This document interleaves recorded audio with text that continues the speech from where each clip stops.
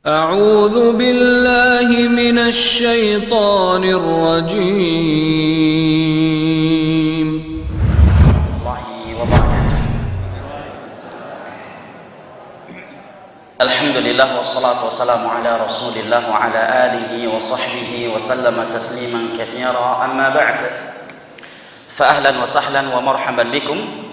Ana ucapkan kepada segenap jamaah ibu bapak, saudara dan saudari, ikhwanul kiram wa akhwati al-karimat yang ana cintai dan muliakan, rahimani Allah wa iyyakum wa baraka fikum.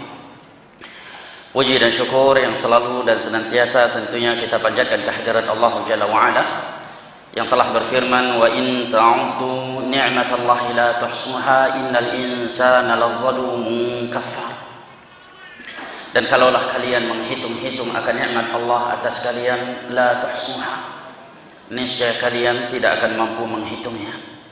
Innal insana ladzalumun kafar, sesungguhnya manusia itu pelaku kezaliman dan kekufuran.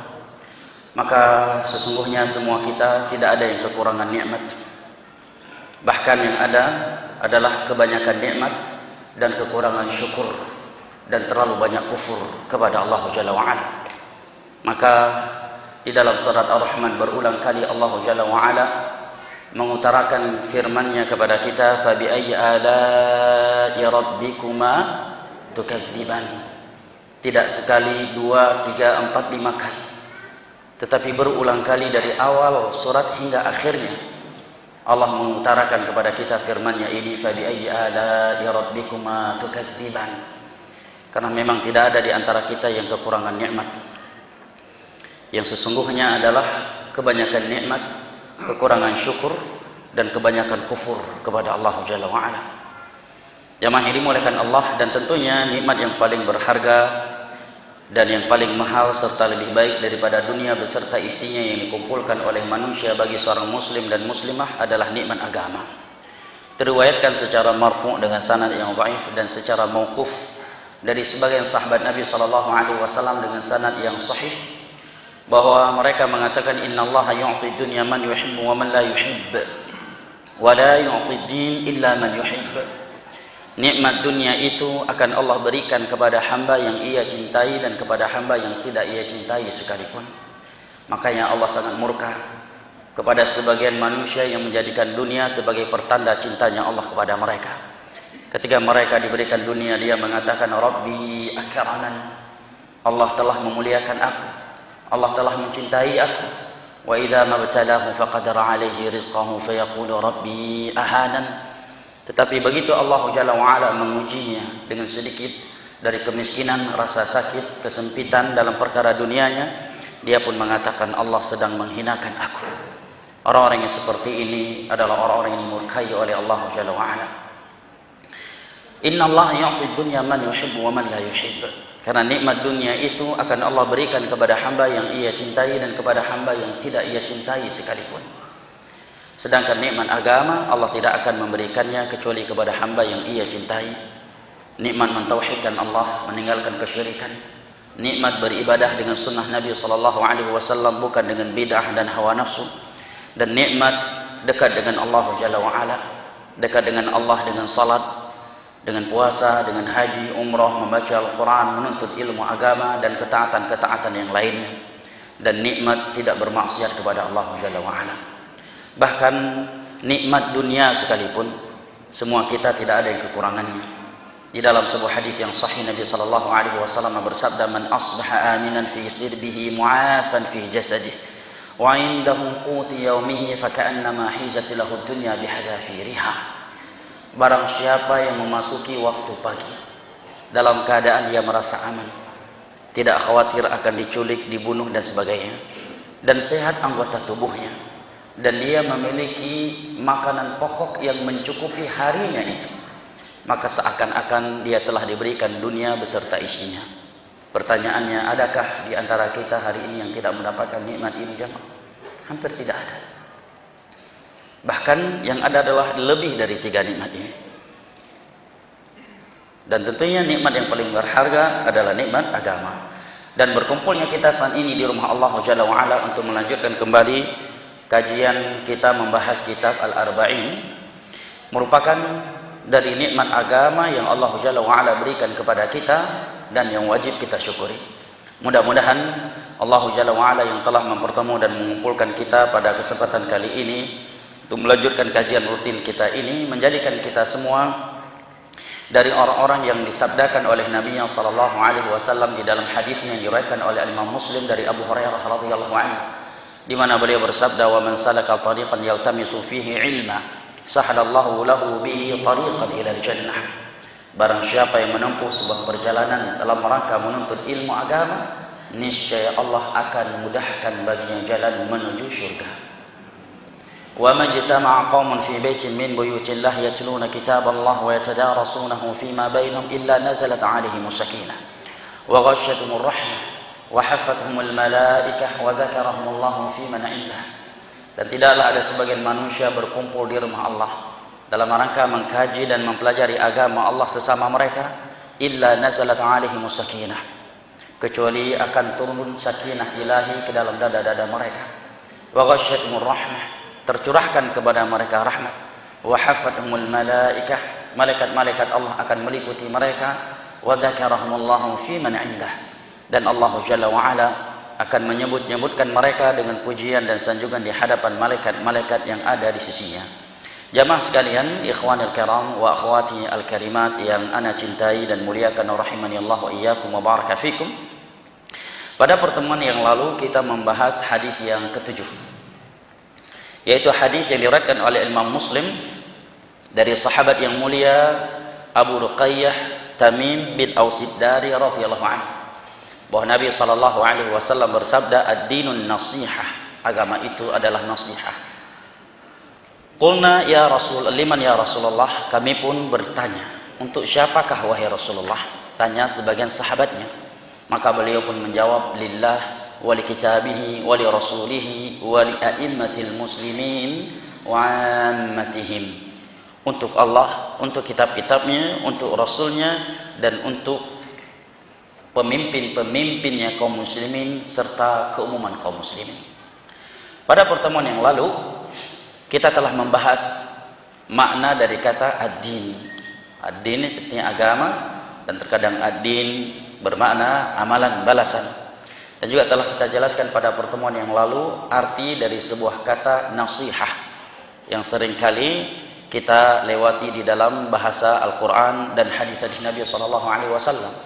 Bahwasanya makna nasihah itu adalah iradatul khairi lil mansuhilah, menginginkan kebaikan kepada yang dinasihati.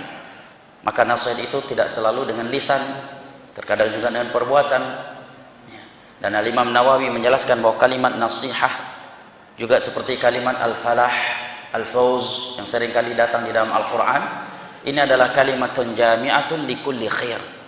Ini adalah kalimat-kalimat yang mencakup semua kebaikan. Juga telah kita bahas pada pertemuan yang lalu yang dimaksud dengan nasihat untuk Allah, yaitu menjalankan perintah-perintah Allah dan meninggalkan larangan-larangannya. Dan perintah Allah yang paling besar, yang paling agung adalah tauhid, sebagaimana larangan Allah yang paling keras adalah syirik. Dan Allah Jalla wa'ala wajib kita tauhidkan, kita esakan dalam hal rububiyah, dalam hal peribadatan, maka tidak memalikan ibadah kecuali kepadanya. Dan pada nama-nama Allah Jalla wa'ala yang maha indah dan sifat-sifat yang maha tinggi, maka kita meyakini semua nama dan sifat yang telah Allah beritakan di dalam Al-Quranul Karim dan hadis-hadis Nabi yang sahih untuk dirinya, kita yakini sebagai nama dan sifatnya Allah yang hakiki, sesuai dengan keagungan yang Allah sebagai Al-Khaliq dan sebagai Maha Suci. Tidak boleh diperbagaimanakan dengan logika, tidak boleh diserupakan dengan sifat makhluk, tidak boleh ditolak dan tidak boleh ditakwil. Yang ketiga adalah mengesahkan Allah Jalla wa'ala. Nah, ini bentuk mengesahkan Allah dalam tiga hal, dalam rububiyah, uluhiyah, dan asma'il husna wa sifatihil ula. Dan juga telah kita bahas makna nasihat untuk kitab-kitab Allah, bahwa semua kitab-kitab yang Allah turun kepada para nabi dan para rasulnya yang Allah sebutkan di dalam Al-Quran maupun hadis-hadis Nabi yang sahih, itu wajib kita yakini sebagai kitab suci. Ya, sebagai kitab suci yang Allah turunkan kepada mereka, para nabi dan para rasul. dan bahwasanya Al-Quran adalah kitab suci yang terakhir dan menutup seluruh kitab-kitab yang sebelumnya dan menjadi hakim. Maka semua isi syariat yang ada di dalam kitab-kitab Allah sebelumnya dan bertentangan dengan apa yang ada di dalam Al-Quran, maka Al-Quran sebagai penutup dan hakimnya. Dan juga telah kita ketahui bahwasanya Taurat dan Injil meskipun kitab suci yang Allah turunkan kepada Nabi Musa dan Nabi Isa alaihissalam, tetapi setelah mereka meninggal dunia, dua kitab ini telah diubah-ubah oleh penganutnya dari ahlul kitab. Hal ini Allah beritakan di dalam banyak ayat Al-Quran, seperti dalam surat Al-Baqarah dan yang lainnya, wa yuharrifunahu min ba'di ma aqalu wa hum ya'lamun. Mereka telah mengubah-ubahnya dari tempat-tempatnya dan dalam keadaan mereka mengetahui yang sesungguhnya.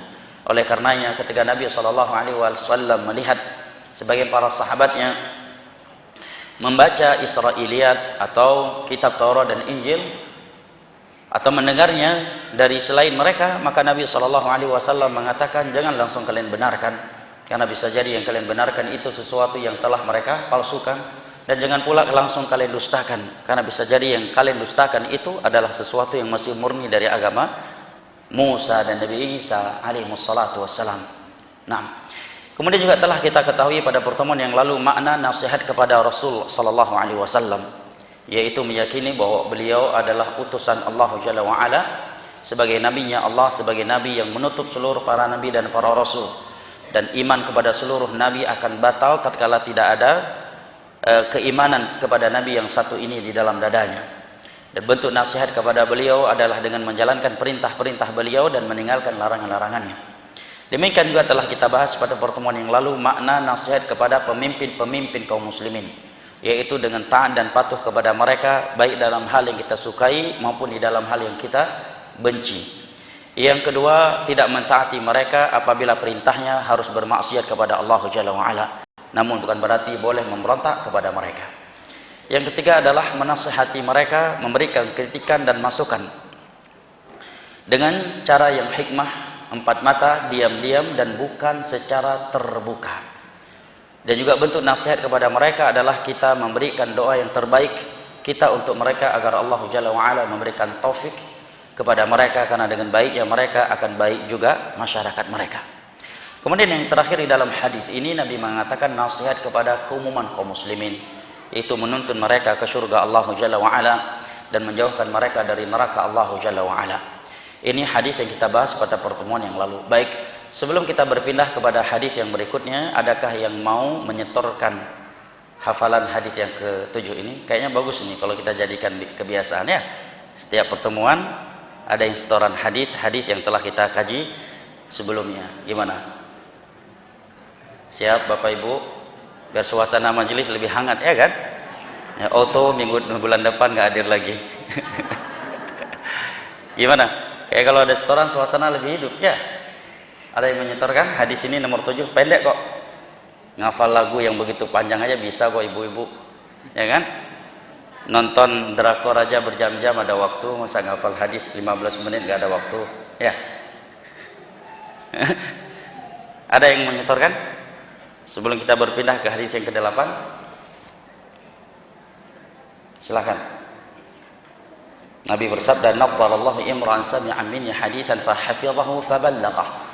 Semoga Allah Jalla wa Ala mencahayakan wajah-wajah mereka yang mendengarkan hadisku kemudian menghafalnya sebagaimana yang dia dengarkan kemudian dia menyampaikannya. Ini doa dari Nabi sallallahu alaihi wasallam untuk siapa saja yang sering mendengarkan hadis-hadis beliau dan juga menghafalnya. Ada menyetor? Masya Allah, fadhal.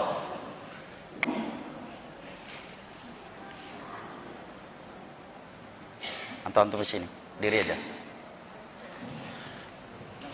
Ya, di sini. Biasanya hafalan yang distorkan di depan umum itu lebih kuat, insya Allah, lebih terjaga.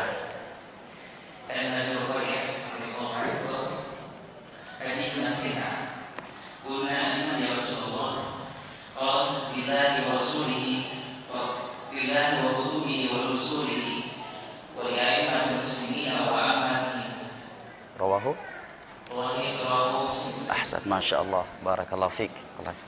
Ada yang lain Bapak Ibu? Sebelum kita lanjut ke hadis berikutnya.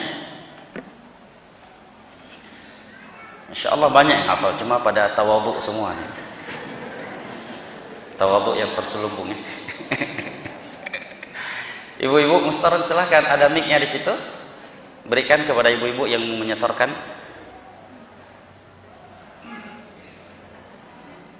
Apa bapak masih ada yang menyetor?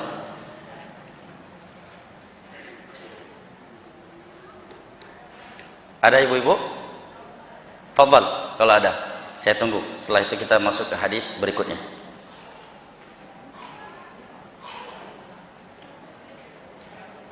Ada? Enggak ada. Ibu-ibu juga tawadhu'nya luar biasa rupanya. Mengikuti bapak-bapak tawadhu'nya ya. Baik, kita masuk ke hadis yang ke-8.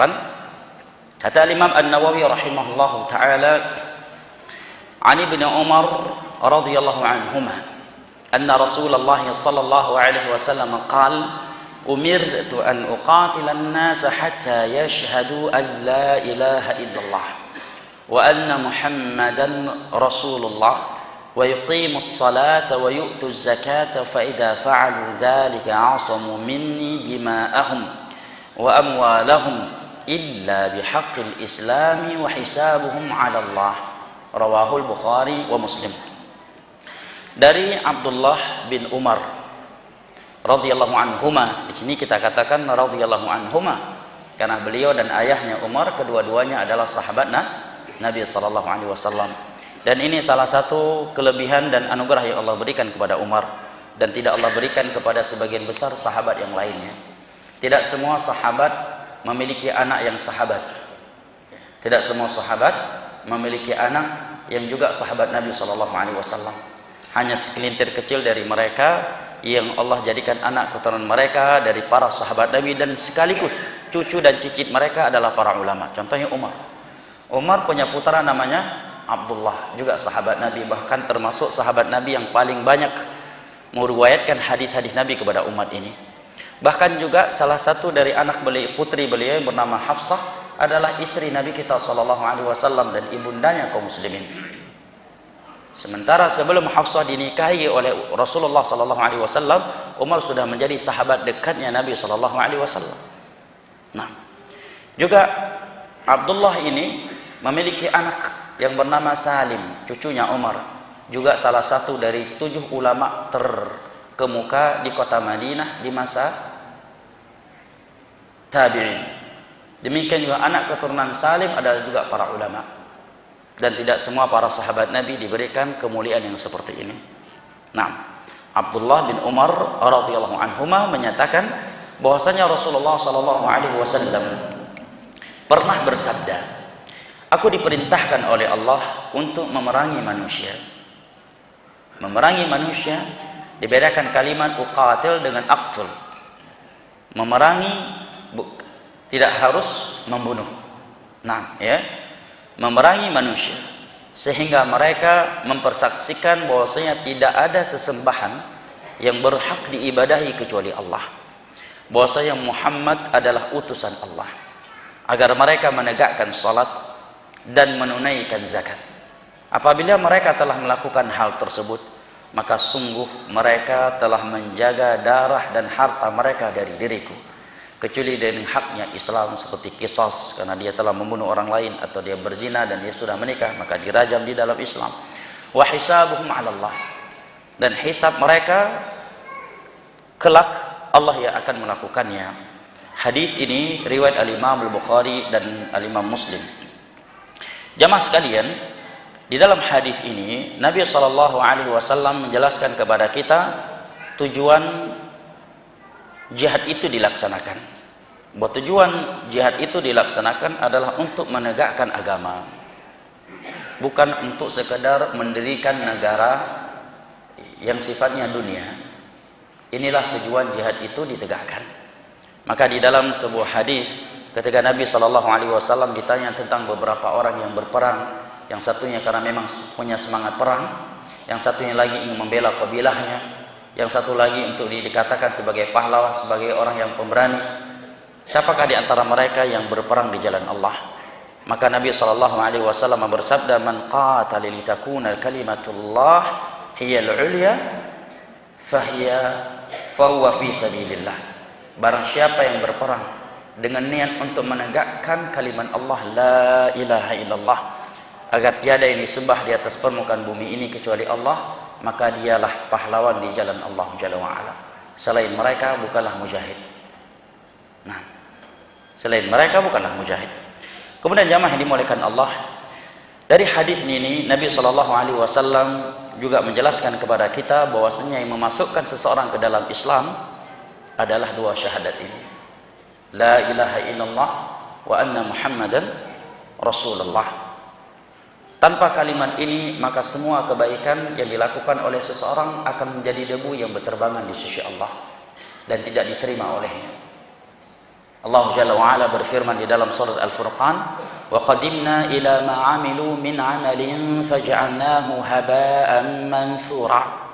Kami kumpulkan seluruh ibadah-ibadah yang mereka kerjakan, kemudian kami jadikan debu yang berterbangan. Ini kata para ulama, apabila yang beribadah seorang mukmin tetapi dia pernah berbuat salah satu dari dosa-dosa yang membatalkan Islam seperti syirik besar, ya, dan pembatal-pembatal Islam yang lainnya, dan ketika mati dia belum bertobat dari dosa tersebut, maka Allah akan jadikan ibadah-ibadah yang telah ia kerjakan sebelumnya sebagai debu-debu yang berterbangan, apalagi orang yang tidak pernah Islam sama sekali. Allah Jalla wa'ala di dalam surat At-Taubah, wa ma mana'ahum an tuqbala nafaqatuhum illa annahum kafaru billah. Tidaklah sedekah-sedekah mereka itu ditolak oleh Allah kecuali karena mereka kufur kepada Allah. Ditanyakan kepada Nabi SAW oleh Aisyah tentang salah satu tokoh Arab yang sangat terkenal di masa itu, dikenal dengan kebaikan dan kedermawanannya kepada manusia dan khususnya kepada jamaah haji, yang bernama Abdullah bin Jada'an.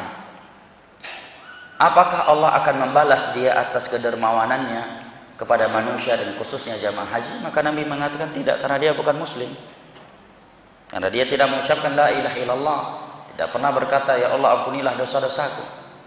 Bahkan Abu Talib, paman tercinta Nabi kita SAW, yang telah merawat Nabi kita SAW dari semenjak kecilnya, setelah ditinggal oleh ayah, ibu dan kakeknya, menikahkan Nabi kita, membesarkan Nabi kita, bahkan membela dakwah Nabi kita, meyakini benarnya dakwah Nabi kita SAW.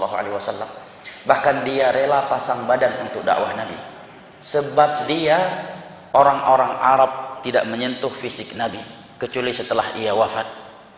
Menjelang wafatnya Nabi SAW datang menjenguknya, mengatakan kepadanya, ya am qul la ilaha illallah kalimatan uhajju laka biha indallah. Wahai sang paman, ucapkan la ilaha illallah, sebuah kalimat yang nantinya aku akan membelamu di sisi Allah. Maka dia pun menoleh ke arah kirinya, dan saat itu di sebelah kirinya ada beberapa tokoh Arab, Abu Jahal, Abdullah ibn Abi Umayyah, dan beberapa tokoh Arab yang lainnya. Mereka pun mempengaruhinya dengan mengatakan, atarghabu an millati Abdul Muttalib. Wahai Abu Talib, akankah engkau meninggalkan agama nenek moyangmu yang karenanya kita selama ini ditokohkan, yang karenanya kita hari ini selama ini berperang mati-matian, agama nenek moyangmu Abdul Muttalib? Maka Abu Talib pun kembali menoleh ke Nabi SAW, dan dia sedang sakaratul maut. Nabi pun kembali berkata kepadanya, ya am qul la ilaha illallah kalimatan uhajju laka biha indallah. Wahai sang paman, ucapkan la ilaha illallah, sebuah kalimat yang nantinya aku akan membelamu di sisi Allah. Fanadhara ila shimali, dia pun kembali menoleh ke arah Abu Jahal, Abdullah bin Umayyah, Musayyab, dan tokoh-tokoh Arab yang musyrik saat itu. Mereka pun kembali mempengaruhinya dengan mengatakan, atarghabu an millati Abdul Muttalib. Wahai Abu Talib, akankah engkau meninggalkan agama nenek moyangmu Abdul Muttalib? Maka Abu Talib kembali menoleh ke Nabi SAW. Kembali Nabi berkata kepadanya yang ketiga kali, ya am qul la ilaha illallah kalimatan uhajju laka biha indallah. Wahai sang paman, ucapkan la ilaha illallah, sebuah kalimat yang kelak nantinya di hari kiamat aku akan membelamu di sisi Allah. Maka Abu Talib kembali menoleh kepada beberapa tokoh Arab yang musyrik dan menemaninya saat itu. Mereka pun kembali mempengaruhinya yang ketiga kali dengan mengatakan, atarghabu an millati Abdul Muttalib.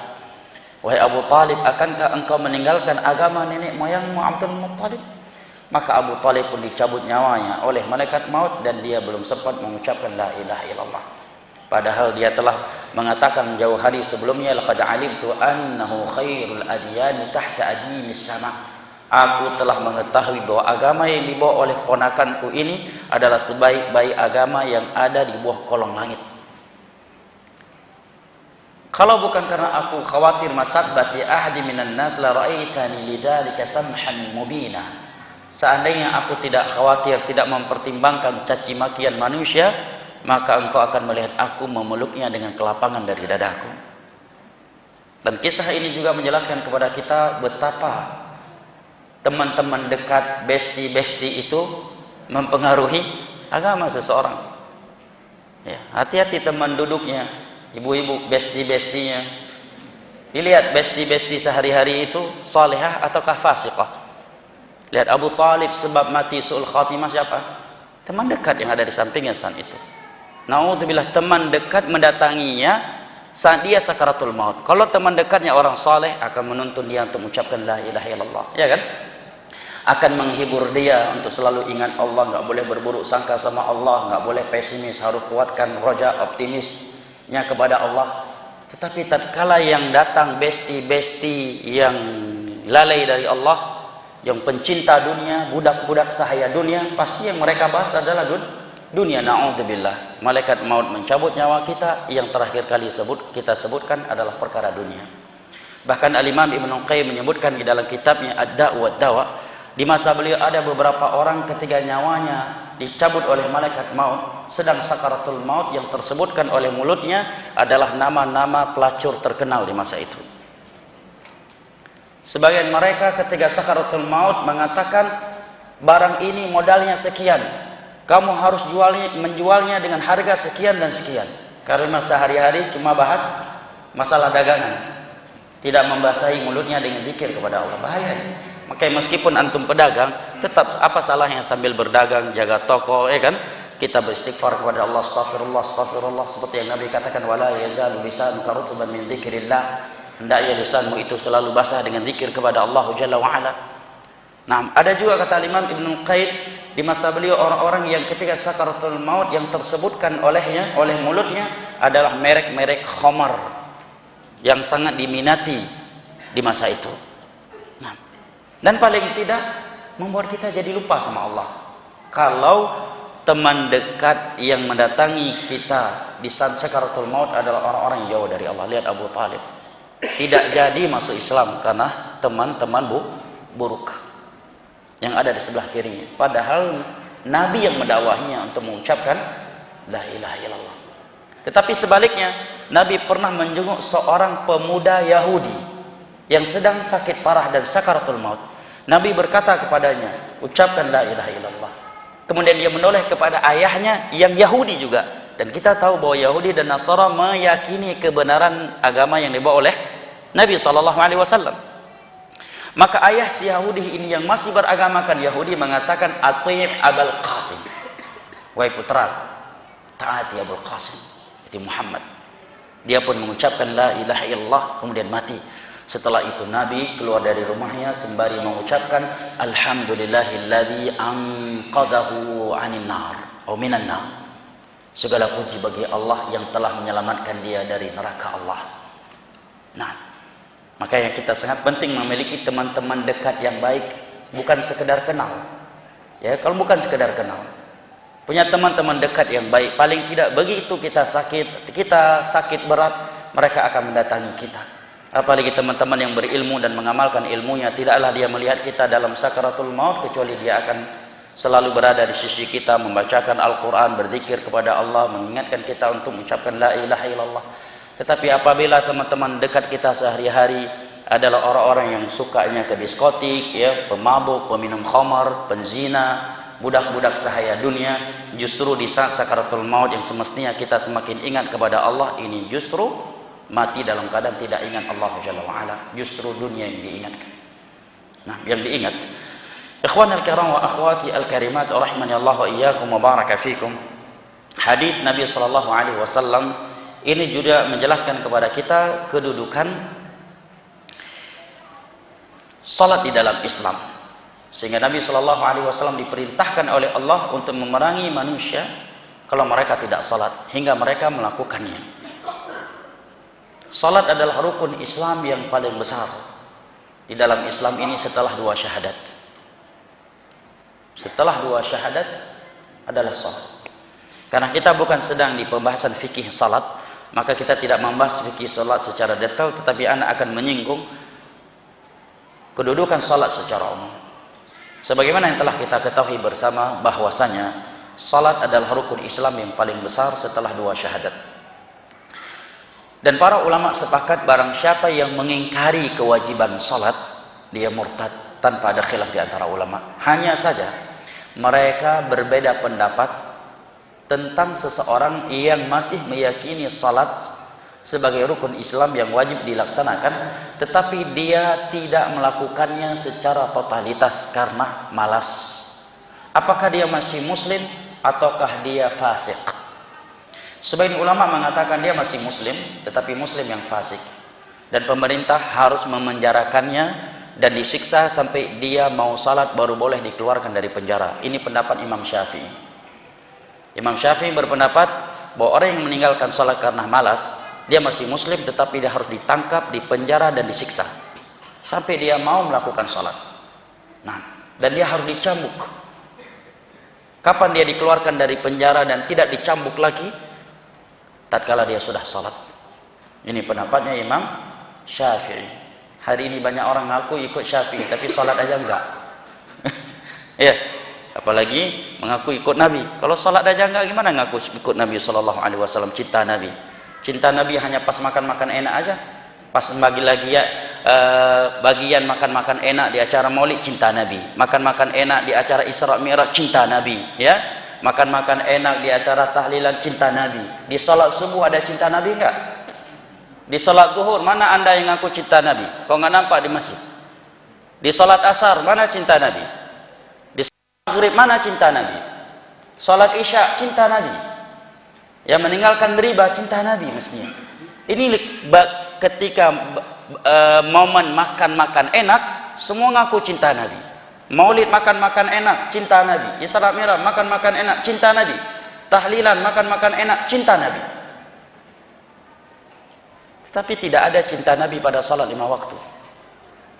Dan ini fakta di tengah-tengah masyarakat kita yang tidak bisa didustakan. Fakta, realita di tengah-tengah masyarakat kita. Bahkan terkadang maulid dibuat, salat dilakukan. Sebagian masyarakat kita makan nasi maulid di pelataran masjid, bahkan sebagian mereka di dalam masjid, tetapi tidak ikut salat. Itu fakta dan realita yang kita saksikan semenjak kecil sampai hari ini. Dan semuanya ngaku cinta Nabi. Nah, ketika makan-makan enak, semua datang dengan cinta Nabi. Giliran dipanggil salat 5 waktu, nggak ada yang bilang, yuk salat 5 waktu, cinta Nabi. Nah, Allah musta'an. Sebagian ulama menganggap dia memang masih muslim tetapi fasik dan harus dipenjara, dicambuk sampai dia mau salat. Sebagian ulama berpendapat dia kafir murtad kalau dia meninggalkan salat secara totalitas, bukan sekedar bolong-bolong, meskipun dia meyakini sebagai rukun Islam. Ini pendapat banyak dari ulama, Imam Malik, Hambali, bahkan sebagian ulama salaf mengatakan tidak ada khilaf dalam hal ini kecuali setelah masanya para sahabat Nabi. Sebagian ulama tabi'in mengatakan kanu la yarawna tarka syai'in minal a'mali kufran illa salah. Para sahabat Nabi itu tidak menganggap meninggalkan suatu ibadah sebagai kekufuran selain salat. Nah, Imam Ibn Abdul Bar dalam kitabnya Al-Istidhkar wa Tamhid benar-benar membela dan menguatkan pendapat ini berbagai dalil dari Al-Quran dan As-Sunnah. Seperti hadis Nabi SAW, Al-ahdu alladhi bainana wa bainahum as-salah faman tarakaha faqad kafar. Perjanjian antara kita dan orang kafir adalah salat, yang meninggalkannya dia telah kafir. Nabi juga bersabda, inna bainal abdi wasyirki awil kufr as-salah. Sesungguhnya yang akan menjerumuskan seorang ke dalam kesyirikan atau kekufuran adalah salat, meninggalkan salat. Dan dengan khilafnya para ulama dia masih muslim ataukah tidak, tetapi kata Imam Ibnul Qayyim di dalam kitab beliau As-Salah, semua mereka sepakat bahwa dosa meninggalkan salat itu lebih buruk daripada dosa zina, dari dosa liwat, dari dosa lesbi, dari dosa membunuh, merampok, berjudi, dan dari bandar narkoba. Ini menurut kesepakatan seluruh ulama Islam dari berbagai mazhab. Satu kali tidak salat dosanya lebih besar daripada satu kali zina, homo, lesbi, membunuh, merampok, berjudi, minum khamar. Maka kalau Anda tidak mau menerima seorang laki-laki sebagai menantu Anda karena dia penjudi, karena dia penzina, karena dia LGBT, mestinya Anda lebih tidak menerima seorang laki-laki yang tidak salat, walaupun dia tampan, walaupun dia humoris, walaupun dia bagus akhlaknya. Semestinya demikian di dalam Islam. Jadi jangan main-main dengan salat. Salat satu-satunya ibadah di dalam Islam di mana tidak ada kondisi seseorang boleh meninggalkannya selama akalnya masih sehat dan dia sudah baligh, kecuali dia wanita yang sedang haid dan nifas. Selain wanita yang haid dan nifas, selama akalnya masih sehat dan dia sudah baligh, tidak ada kondisi dia boleh meninggalkan salat. Tidak mampu berwudu, dia bertayamum. Juga tidak mampu bertayamum, maka dia salat tanpa wudu dan tanpa tayamum, yang diistilahkan oleh para ulama dengan istilah salatu faqidat tahurain. Salat orang-orang yang melakukannya tanpa wudu dan tanpa tayamum. Misalkan dia ditangkap oleh musuh kemudian diikat di tiang, tidak mungkin bisa berwudu dan tidak mungkin bisa bertayamum. Atau dia pasien di ruangan ICU dan nggak mungkin dia bisa bawa batu bata untuk berwudu ke dalam ruangan rumah sakit tersebut. Dia tetap wajib salat. Tidak mampu berdiri, duduk. Tidak mampu duduk, maka berbaring di atas lambung kanannya menghadap ke kiblat. Tidak mampu demikian, maka mustalqiyan, dia salat sambil terlentang. Juga tidak mampu demikian, maka dia tetap wajib melakukannya walaupun dengan mengisyaratkan matanya. Dia isyaratkan, ini Al-Fatihah, baca sesuainya. Nggak mampu menggerakkan mulutnya, maka dengan hatinya. Bahkan di medan tempur sekalipun, Allah berfirman, fa in khiftum farijalan aw rukbana. Apabila kalian sedang berperang di medan tempur, tetaplah salat rijalan, walaupun kalian sambil lari salatnya. Aw rukbana, atau sambil bertunggangan. Jangankan wudu dan tayamum, menghadap ke kiblat saja tidak mungkin, sambil lari. Farijalan aw rukbana. Tapi betapa banyak hari ini orang meninggalkan salat gara-gara walimah, Pak. Gara-gara walimah meninggalkan salat. Banyak di tengah-tengah kaum muslimin. Karena menyambut tamu yang tidak putus-putus datang dari sebelum zuhur sampai asar, akhirnya nggak salat. Akhirnya nggak salat sama sekali. Penting kalau dia masih mensalat tetapi jamak, baik jamak takdim atau kata akhir. Karena sesekali yang demikian itu di dalam Islam diperbolehkan. Untuk kemudahan sebagaimana hadis dari Imam Muslim dari Abdullah bin Abbas, Nabi pernah menjamak zuhur, asar, maghrib dan isya tanpa safar, tanpa perang dan tanpa hujan. Ketika ditanyakan kepada Abdullah bin Abbas kenapa Nabi melakukannya, maka beliau mengatakan liyarfa'al harjan ummati, karena beliau ingin menghilangkan rasa berat dari umatnya. Karena terkadang ada momen-momen sangat berat kalau tidak dijamak, namun tanpa mengqasarnya. Sekarang betapa banyak kaum muslimin hanya perkara sepele jamaah, nggak sholat. Yang lebih menyedihkan jamaah, sebagian kaum muslimin jualan di dalam halaman masjid. Jualan di halaman masjid, pihak masjid nggak minta uang ke dia. Dia jualan gratis di halaman masjid. Lewat zuhur, asar, maghrib, isya, tetap nggak sholat. Padahal yang belanja, beli makanan dia jamaah sholat. Ya kan? Artinya seandainya dia tutup, memang nggak ada yang membelinya kecuali jamaah sholat, tetap aja nggak sholat. Sungguh benar firman Allah, wa innaha lakabiratun illa 'alal khashi'in alladzina yadhunnuna annahum mulaqu rabbihim wa annahum ilaihi raji'un. Sungguh salat itu amat berat, sangat besar, kecuali bagi mereka orang-orang yang khashi'in. Siapakah khashi'in di dalam ayat ini? Allah katakan orang-orang yang selalu hadir di dalam hatinya bahwa dia akan menghadap kepada Allah nanti di akhirat, dan bahwa dia akan kembali kepada Allah untuk dihisab. Orang kalau nggak ingat akhirat jamaah, sulit mengamalkan agama ini, berat, apalagi salat.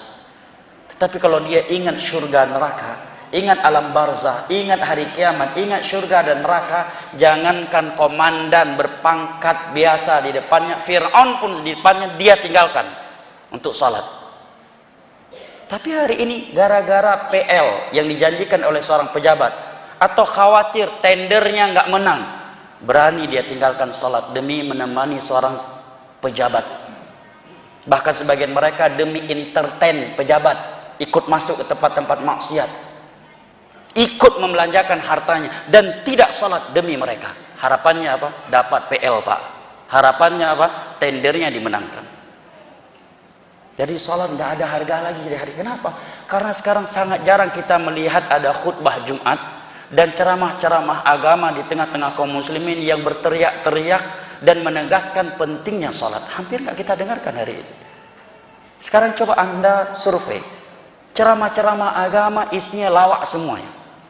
Ceramah agama istrinya lelucon, dongeng-dongeng belaka. Amat jarang ada ceramah khutbah Jumat di tengah kaum muslimin hari ini yang menjelaskan kepada mereka kedudukan salat dan bahayanya meninggalkan salat. Dan seolah-olah orang yang meninggalkan salat itu biasa-biasa saja. Makanya tak jarang kita melihat salat tidak lagi dijadikan sebagai standarisasi baik tidaknya seseorang. Datang laki-laki melamar anaknya, yang dilihat bagaimana salatnya? Enggak. Apa Pak kerjanya? Berapa penghasilannya? Ya, kalau penghasilannya bagus, orangnya humoris, mirip artis K-pop lagi. Hah? Terima apa enggak ibu-ibu? Terima. Kalau enggak salat? Yang betul Bu. Ya, itu fakta di tengah-tengah masyarakat kita. Padahal punya menantu, seandainya walaupun na'udzubillah semoga tidak, punya menantu yang LGBT tetapi salat itu masih lebih mending daripada menantu yang baik tidak LGBT tetapi tidak salat. Itu di dalam Islam. Anda terima ataukah tidak? Itu hukum di dalam Islam. Kita berat mendengarnya ataukah tidak? Itu kesepakatan seluruh ulama Islam. Orang yang meninggalkan salat di dalam Islam lebih buruk daripada orang yang mensetubuhi ibu kandungnya sendiri. Di dalam Islam orang yang tidak salat lebih buruk daripada koruptor, lebih buruk daripada bandar narkoba yang salat, lebih buruk daripada penzina, dari LGBT dan dari perampok sekalipun. Kata Imam Ibnul Qayyim, ini menurut kesepakatan ulama kaum muslimin sepanjang sejarah Islam di awal kitab beliau As-Salah. Hal yang seperti ini tidak lagi disampaikan sekarang, sehingga kaum muslimin tidak lagi takut, tidak peduli lagi tentang salat. Bahkan kalau ucapan yang seperti ini disampaikan, panas kuping sebagian mereka dan akan menganggap itu dakwah radikal banget, itu dakwah kaku banget, itu dakwah keras banget, itu dakwah panitia surga. Selain mereka semua masuk neraka. Jauh banget penafsirannya. Makanya jamaah dimuliakan Allah, Nabi Ibrahim kekasihnya Allah, yang telah Allah beritahukan kepada beliau bahwa seluruh nabi dan rasul yang akan datang adalah anak keturunan beliau. Coba Bapak Ibu buka surat Ibrahim. Apa di antara doa beliau jamaah? Rabbi ja'alni muqimas salati wa min dzurriyyati. Ya Allah, jadikanlah aku dan anak keturunanku dari hamba-hambamu yang menegakkan salat. Seorang nabi, seorang rasul yang Allah telah beritahukan kepadanya bahwa tidak ada nabi dan rasul yang datang kecuali anak keturunan beliau, masih meminta berdoa kepada Allah agar menjadikan dirinya dan anak keturunannya dari orang-orang yang menegakkan salat. Maka jangan sampai doa ini malah nggak pernah kita baca jamaah. Ya. Jangan sampai doa ini nggak pernah kita bacakan dalam sujud kita. Rabbi ja'alni muqimas shalah wa min dzurriyyati. Nabi Ibrahim masih berdoa. Meminta kepada Allah jangan sampai ada dari anak keturunannya yang tidak sholat. Nah, karena kedudukan sholat ini sangat besar, sampai-sampai Nabi diperintahkan untuk memerangi orang yang nggak sholat, sampai mereka mau sholat. Hari ini hanya gara-gara nonton konser nggak sholat, ya, kerja nggak sholat, pergi ke sawah, bahkan sebagian orang diberikan syubhat, Pak, karena sedang di sawah nggak sholat, alasannya qadha aja nanti. Ya, di beberapa daerah seperti itu.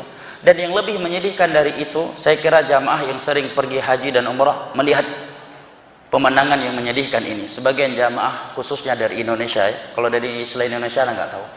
Kalau pulang umrah atau haji dan melewati waktu subuh di pesawat, banyak dari jamaah Indonesia nggak sholat. Alasannya nggak bisa wudhu, nggak bisa tayamum, nanti aja kalau sudah landing.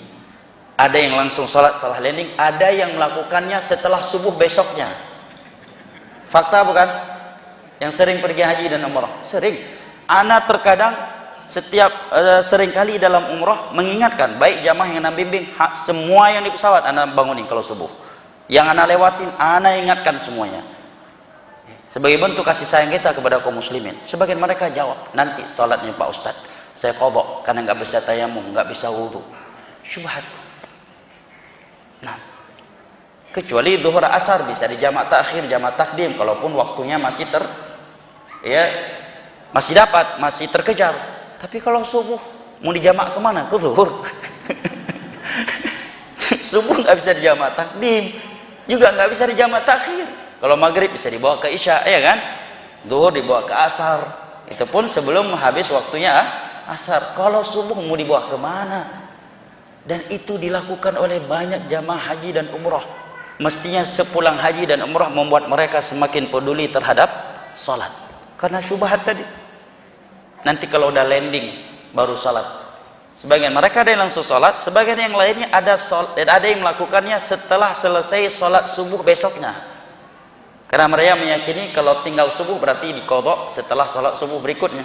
Kalau dia meninggalkan zuhur, maka dia mengqadhanya setelah zuhur berikutnya. Ini kaidah juga keliru, karena Nabi sendiri mengatakan man nama 'anis shalah aw nasiha falyusalliha idza dzakaraha. Seandainya seseorang terluput dari salat karena udzur syar'i, karena tertidur, karena lupa, maka hendaknya dia langsung melakukannya. Seketika dia bangun, seketika dia ingat, langsung mengerjakannya. Jangan nunggu waktu salat yang sama di waktu berikutnya dulu. Nah, ini menerangkan kepada kita jamaah yang dimuliakan Allah betapa pentingnya pembahasan salat di tengah-tengah kaum muslimin hari ini. Betapa seringnya khutbah Jumat itu membahas tentang salat dan kedudukan salat. Seandainya perhatian kaum muslimin untuk salat seperti perhatian mereka untuk perkara dunia mereka, tentunya Islam ini akan memiliki kemuliaan jamaah. Coba jamaah bayangkan jamaah, seandainya masjid kaum muslimin dipenuhi oleh kaum muslimin di setiap salat 5 waktu, seperti mereka memenuhi acara-acara konser, kira-kira adakah yang berani mendiskreditkan kaum muslimin di Indonesia ini? Nggak akan ada yang berani. Nggak mungkin di Indonesia ini ada orang seperti Abu Duda dan yang semisal dengannya. Tapi lihat si Abu Duda dengan bebasnya dia mencela kaum muslimin dan Islam di Indonesia, padahal mayoritas kaum muslimin di Indonesia, karena kaum muslimin nggak punya kualitas lagi. Coba lihat salat 5 waktu, berapa jumlah kaum muslimin di masjid jamaah? Kalau salat subuh terkadang beliau muadzinnya, beliau yang iqamat, beliau yang imam sekaligus makmum, alias seorang diri. Dan itu bukan 1, 2, 3 tempat yang seperti itu jemaah. Seandainya kaum muslimin memenuhi masjid-masjid mereka di 5 waktu seperti mereka memenuhi acara konser, acara pentas, ketika mereka memenuhi acara ceramah maulid, Isra Mi'raj, ana yakinnya tidak ada yang berani buat aturan bahwasanya anggota paskibra yang perempuan harus lepas jilbab. Nggak ada yang berani seperti itu. Ya. Tidak ada yang berani menuduh kaum muslimin intoleran dan sebagainya. Tapi lihat jumlahnya kaum muslimin di Indonesia, seperti yang Nabi katakan, kagutha isil, seperti buih di laut. Salat aja enggak. Survei paling mudah keluarga kita sendiri jamaah. Anda punya keluarga, punya paman, bibi, sepupu. Saya juga demikian. Coba lihat. Karib kerabat kita mayoritasnya sholat atau enggak jamaah. Ini masih kerabat kita sendiri. Enggak sholat. Belum lagi tetangga-tetangga kita, teman kantor kita. Padahal muslim semuanya. Betapa banyak karib kerabat kita yang enggak sholat jamaah. Bahkan ada di karib kerabat kita tidak pernah ke masjid kecuali yang pertama ketika nikah, yang kedua ketika dia sudah terbujur kaku di dalam kerandanya untuk disolatkan. Dan ini bukan pemandangan yang asing di tengah-tengah masyarakat kita. Dan kita tahu dari anggota keluarga kita, dia nggak ke masjid kecuali dalam dua kondisi. Yang pertama ketika dulu dia nikah, yang kedua setelah dia terbujur kaku di dalam keranda jenazahnya. Tidak ada lagi kemudian untuk salat. Nah, padahal Allah berfirman, fa in khiftum farijalan aw rukbana. Apabila kalian sedang berperang, sedang bertempur, maka salatlah kalian meskipun kalian sambil berlari atau sambil bertunggangan, tetap salat. Nah, dan salat itu nggak sulit kok jamaah. Walaupun kita sedang di dalam ruangan rumah sakit yang tidak bisa bertayamum, salat tanpa wudu, tanpa tayamum. Walaupun kita pasang kateter, walaupun 24 jam kotoran keluar dari salah satu sudut anggota tubuh kita, salat tetap wajib selama kita masih udah balik dan akal masih ada. Kecuali wanita yang sedang haid atau nifas. Makanya jamaah yang dimuliakan Allah, kalau ada laki-laki dia sudah balik dan dia tidak gila tetapi nggak salat, maka kita berbaik sangka saja mungkin dia sedang haid atau nifas. Ya. Kalau ada laki-laki dia sudah balik dan sehat, tidak gila, tetapi nggak salat, hendaknya kita berbaik sangka saja mungkin dia sedang haid atau sedang nifas. Nah, atau udah selesai haid dan nifasnya tapi belum mandi wajib, makanya dia nggak salat. Allah musta'an. Ikhwan al-kiram wa akhwati al-karimat, yang terakhir ketika Nabi SAW mengatakan agar mereka menunaikan salat dan zakat, jangan dipahami dari ini berarti siapa yang nggak salat, nggak zakat boleh kita bunuh dan kita tumpahkan darahnya. Bukan ini pemahaman dari hadis ini, sehingga jangan sampai hadis ini menciptakan paham radikal, menciptakan paham terorisme. Tidak. Karena di dalam Islam orang kafir itu terbagi menjadi 4. Yang pertama kafir mu'ahad, dia kafir tetapi telah terjadi perjanjian hidup damai, tidak saling menyerang antara kaum muslimin dan mereka. Kafir yang seperti ini tidak boleh ditumpahkan darah, dia rampas harta dan digores kehormatannya. Dalilnya hadis riwayat Imam Al-Bukhari dari Abdullah bin Umar radhiyallahu anhuma. Nabi bersabda, man qatala mu'ahadan lam yajid 'arfal jannah wa inna rihaha latujadu masirata kadza wa kadza. Barang siapa yang membunuh kafir mu'ahad, maka dia tidak akan mencium bau surga. Yang kedua kafir musta'min, boleh juga dibaca musta'man. Kafir yang masuk ke dalam negeri kaum muslimin dengan jaminan keamanan baik dari individu muslim maupun dari pemerintahnya. Ini tidak boleh juga ditumpahkan darah, dirampas harta dan digores kehormatannya. Allah berfirman di awal-awal surat At-Taubah, wa in ahadun minal musyrikin istajaraka fa'ajirhu hatta yasma'a kalam Allah. Apabila ada salah satu di antara kaum muslimin yang meminta, orang kafir meminta suaka kepada kalian, maka berikan dia suaka. Mudah-mudahan dengan dia tinggal di tengah kaum muslimin, dia mendengarkan firman Allah Jalla wa Ala masuk ke dalam Islam. Juga hadis dari Imam Muslim bahwa di masa Nabi SAW ada seorang wanita sahabiah yang bernama Ummu Hani. Beliau memberikan jaminan keamanan kepada seorang musyrik Mekah masuk ke Madinah. Masuklah musyrik Mekah ini ke Madinah. Kemudian terlihat oleh sebagian sahabat Nabi, ini orang yang selama sebelumnya nyiksa kita, ngambil harta kita, sekarang nongol di tengah-tengah kita, maka ingin dipersekusi oleh sebagian sahabat Nabi, ingin balas dendam. Di antaranya Ali bin Abi Thalib. Ummu Hani pun langsung mendatangi Nabi dan menceritakan apa yang akan terjadi. Nabi pun menemui para sahabatnya, memarahi mereka, menegur mereka dan melarang mereka dari rencana tersebut. Kemudian mengatakan, inna yadal muslimina wahidah, Sesungguhnya jaminan kaum muslimin itu satu. Apabila orang terendah dari kalian memberikan jaminan kepada seorang kafir masuk ke dalam negeri Islam, maka yang lainnya harus memuliakan jaminan keamanan yang ia berikan tersebut. Turis-turis yang masuk dengan jaminan keamanan dari negara kita, kemudian dibom, bom Bali 1, bom Bali 2, bom Bali, ini khianat. Akhirnya Islam dituduh sebagai agama pengkhianat. Setelah turis kami diberikan izin masuk, setelah ke sana dibom dan sebagainya, akhirnya Islam yang tercoreng. Yang ketiga adalah kafir zimmi. Dia tinggal di negeri kaum muslimin dengan membayar upeti, pajak, dan tunduk dengan aturan kaum muslimin. Ini juga tidak boleh ditumpahkan darah, dirampas harta, dan digores kehormatannya. Allah berfirman di dalam surat At-Taubah, hatta yu'tul jizyata 'an yadin wa hum saghirun. Sehingga mereka menyerahkan upeti dan mereka tunduk. Yang keempat, yang baru, yang halal darah, harta dan kehormatan, yaitu kafir harbi, kafir di medan tempur, di medan jihad yang memerangi kaum muslimin. Itu pun Allah katakan wala ta'tadu, kalau kalian membunuh mereka tidak boleh melampaui batas, dimutilasi, dicongkel matai dan sebagainya. Itulah kafir yang Allah katakan waqtuluhum haitsu saqiftumuhum, bunuhlah mereka dimanapun kalian mendapatinya. Sebagian orang mengambil ayat ini kemudian dibacakan tanpa menyebutkan rincian kafir di atas, akhirnya dapat di Bali bom Bali 1, bom Bali 2, dapat di Marit sikat juga. Padahal kafir yang Allah katakan di sini, bunuhlah mereka dimanapun kalian mendapatinya, kafir harbi, bukan muahad, zimmi dan musta'min. Nah, itu pun di dalam Islam jihad ada aturannya. Tidak boleh merusak tempat-tempat ibadah. Kakek-kakek, nenek-nenek, kaum wanita dan anak-anak kecil tidak boleh dibunuh. Mereka kalau ditawan harus diberikan makan, tidak boleh dibuat lapar, tidak boleh disiksa. Ada aturannya.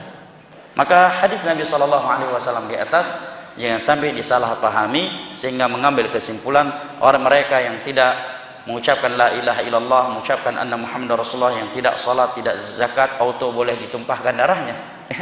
Nah, karena rincian-rincian yang ada di dalam Islam dan yang telah kita terangkan di atas. Baik jamaah yang dimuliakan Allah,